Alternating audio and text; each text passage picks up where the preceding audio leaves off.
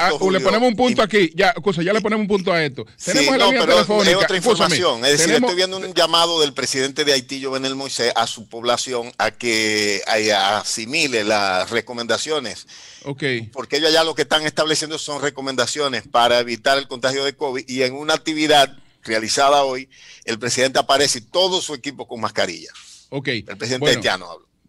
Tenemos en la línea telefónica a Manuel Sierra. Buenos días, Sierra. Gracias, muy buenos días a todos ustedes, muy buenos días al país y a todos los que tienen el placer de escucharles. Sierra. El jurista Manuel Sierra, Julio. Así es. Claro, Sierra, claro. ¿cuál es tu... el mejor abogado de este país? ¿Qué piensa Adelante. Sierra?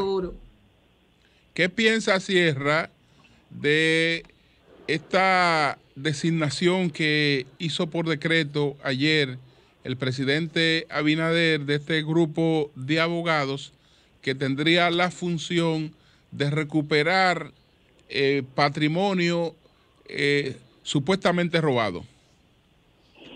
Bien, eso es usual, no es la primera vez que ocurre que los presidentes nombren abogados para defender el Estado o para recuperar bienes del Estado. Ya que yo recuerde, había ocurrido en el gobierno de Hipólito Mejía, se designaron algunos abogados, y creo que también en algunos de los gobiernos de Joaquín, no, fueron básicamente en gobiernos del PRD, no recuerdo si en el del PLD en algún momento fueron designados abogados, que yo recuerde, pero no es la primera vez. Para Bahía de las Águilas. Oli pone el caso de Bahía de las Águilas, pero eso fue para un caso específico. Sí, para un caso puntual. Y además, y era una representación jurídica, básicamente. Era una pero eso es lo que hacen los abogados. No, en el tema penal, lo que tú eres actor civil. Es que esto tiene una connotación distinta. Estos son funcionarios, ya. Esto es un decreto. Son nombrados como funcionarios.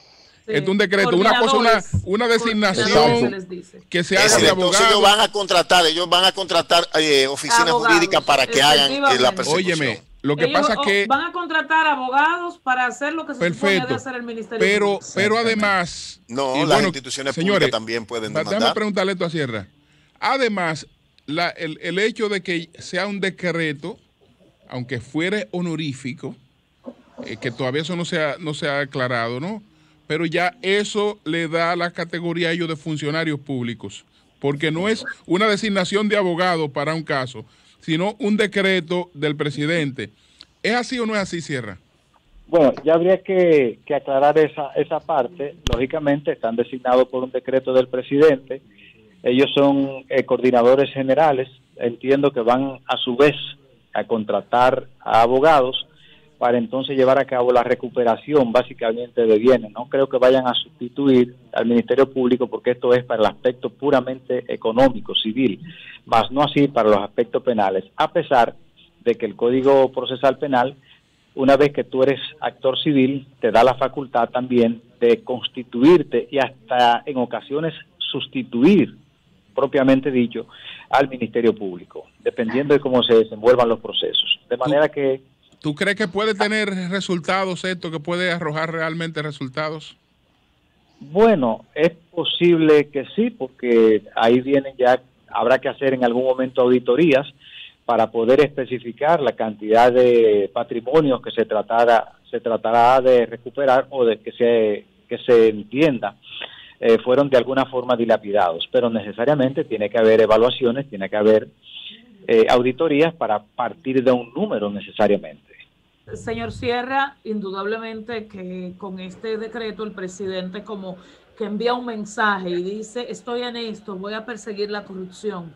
Ahora, en sentidos prácticos, en sentido medible, ¿tiene sentido hacer esta designación cuando no hay sentencias ni nada parecido? Y se supone que si un juez te condena, al final, pues una de las condenas debería ser devolver sus bienes.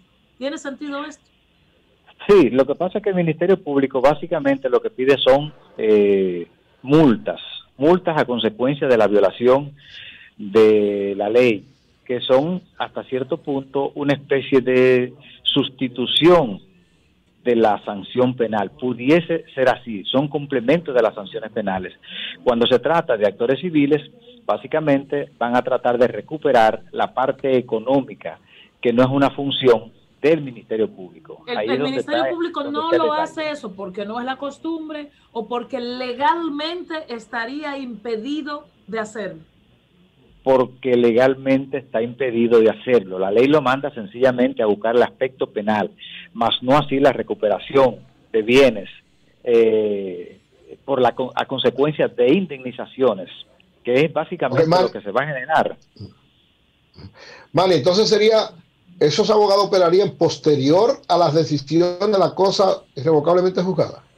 No, van a participar conjuntamente con el Ministerio Público, como ocurrió en los procesos bancarios, donde estaba el Ministerio Público y donde estaba la parte civil constituida para la recuperación de patrimonios y las indemnizaciones, los daños y perjuicios que se generan. Recuérdese que no solamente se recupera la parte... bienes ahí también. Sí, no solamente se recupera la parte que se presume fue de alguna forma dilapidada, sino también que hay una solicitud de daños y perjuicios a consecuencia de esa dilapidación en el evento de que así fuese.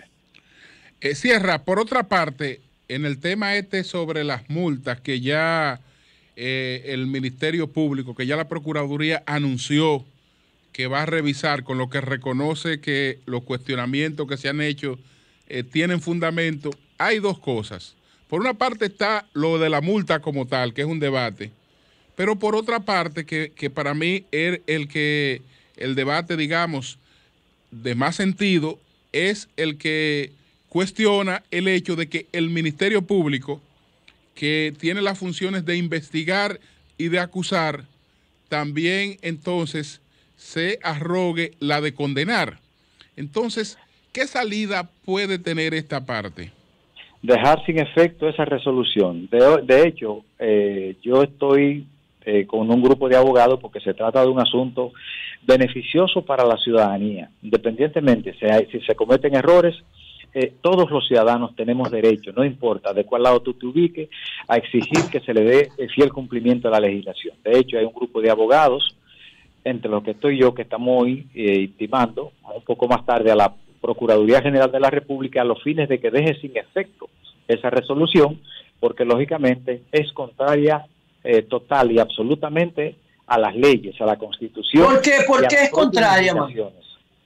Porque no tiene facultad el Ministerio Público de extender, como si fuese un tirapiedra, actuaciones de esa naturaleza.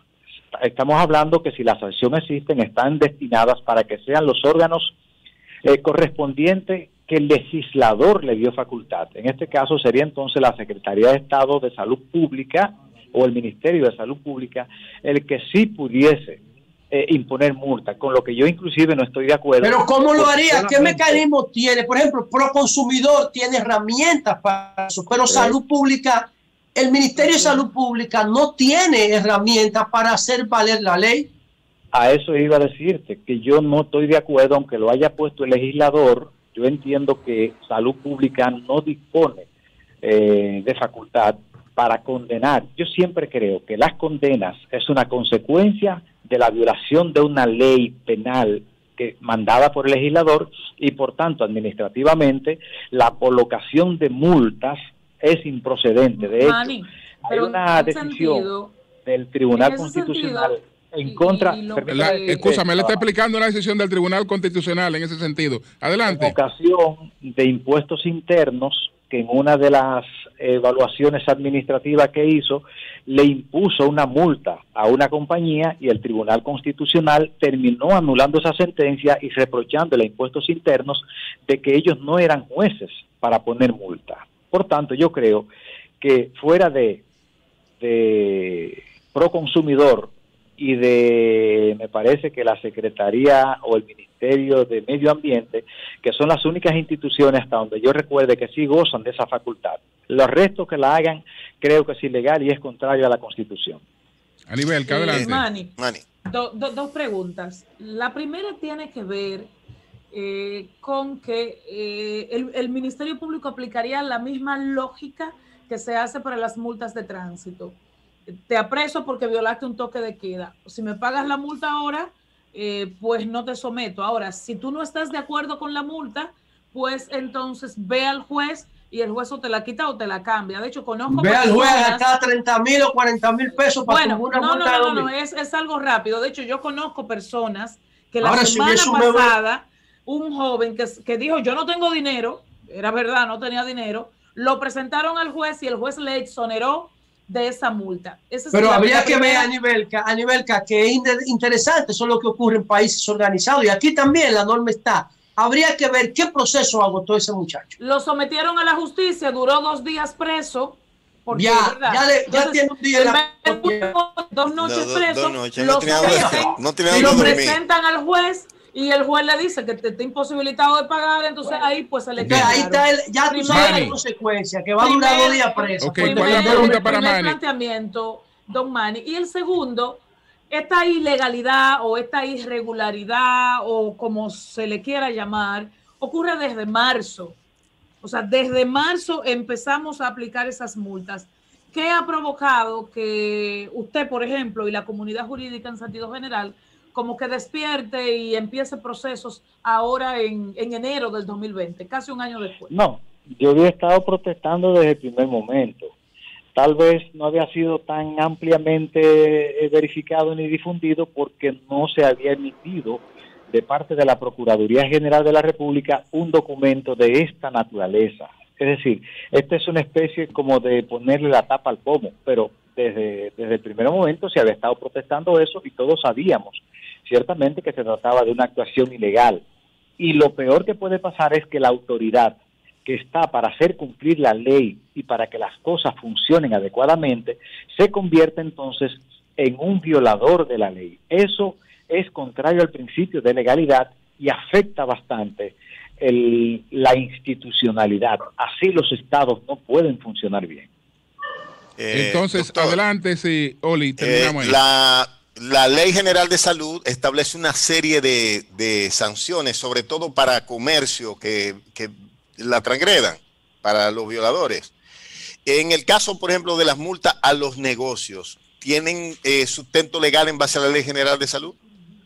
Bueno, la ley lo establece. Lo que pasa es que la discusión será si ellos tienen, si la multa, que es la consecuencia de una violación administrativa, y entonces el término administrativo es un poco discutible para que un órgano de esa naturaleza pueda poner multa. Es que el término multa corresponde al ámbito penal, a la violación de una ley.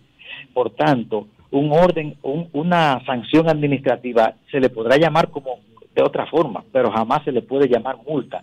Y aunque lo haya puesto el legislador, eso ahí es contrario a la Constitución. No importa que esté ahí en esa Ley General de Salud, es contrario a la Constitución. Y finalmente terminarán declarando inconstitucional esa parte, aunque se le busque otro nombre oportunamente a cualquier violación de orden administrativo. Okay. Manny, ¿qué esperas? Sé que tú no eres adivino, eres abogado, no adivino. ¿Qué esperas? ¿Revocación de los archivos de Odebrecht o ratificación de esos archivos? Mira, yo creo que la persona que está solicitando el levantamiento no tiene calidad para pedirlo porque no formó parte del primer proceso que se llevó a cabo cuando se produjeron los archivos. Aquí nada más hay una sola persona que eventualmente pudiese tener calidad para eso, que se creyó originariamente en contra de mucha de la gente que hoy están en los procesos, que se llama el señor Manuel Jiménez. De lo contrario, la persona que ahora está pidiendo que se desarchiven los archivos no tiene calidad. Si el juez lo hace, a resumidas cuentas, entiendo que los tribunales se encargarán de terminar anulando esa situación, porque es que la persona que está pidiendo que se desarchive no tiene calidad, independientemente de que se trate de una alegada violación de patrimonio público y que todos los ciudadanos tenemos derecho a eso. No, es que en los procesos hay siempre una formalidad.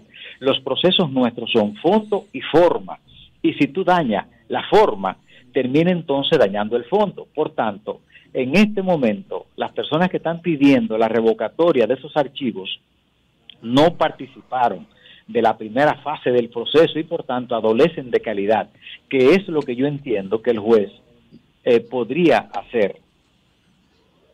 Bueno, ahí escuchamos al doctor Muy Manny bien. Sierra, que debió estar en ese decreto del presidente. Deben incluirlo, todavía hay tiempo. Ese es mi tema de mañana. No creo que Manny piense que ese decreto, como está formulado, pueda generar algún resultado, porque contradice el artículo 51 de la Constitución. No hay sentencia definitiva, no se puede comisar ni confiscar ningún bien. Pero es que el decreto no está mandando a que no haya sentencia, es para darle seguimiento. Es lo mismo que hicieron con los bancos. Gracias, Manny. Es para acompañar al Ministerio. Es para integrarse junto con el Vaporcoloduría. Según nos ha aclarado Manny, los abogados constituidos en actores civiles pueden peticionar cosas que el Ministerio Público no. No lo puede hacer, eso es lo que él dice. Para complementar. Sí. Si no hay sentencia definitiva, no hay nada. Entonces hay un problema ahí. Estamos esperando. Debe haber o sentencia definitiva o hay que revisar. Entonces hay que revisar la ley del Ministerio Público. O acuerdo previo. Espérate. Eso fue lo que dijo el abogado Manuel Sierra. Por ejemplo, condenan a Nivelca por corrupta. Me pueden condenar porque el Ministerio Público así lo pidió y lo demostró. Entonces me condenan. Pero según lo que dijo el abogado Sierra, no me pueden obligar, el Ministerio Público no puede peticionar que yo devuelva los 100 pesos por los cuales me acusaron de corrupta. El juez lo puede establecer en la sentencia. Esa ley hay que revisarla. No, el Ministerio Público sí puede. Ahora, la Constitución tiene un pecado original. La Constitución no define lo que es la propiedad privada. Si la Constitución definiera lo que es la propiedad privada, se pudiera alegar que todo lo que no está configurado como propiedad privada pertenece al Estado. Y ahí tú lo puedes perseguir. Pero la Constitución no define eso. Mira, yo creo que, señores, le pido un permiso para el boletín. No nos hemos ido todavía porque estamos esperando una llamada de Leisa para precisar con relación a la que se refirió una persona. Entonces, pero vamos al boletín.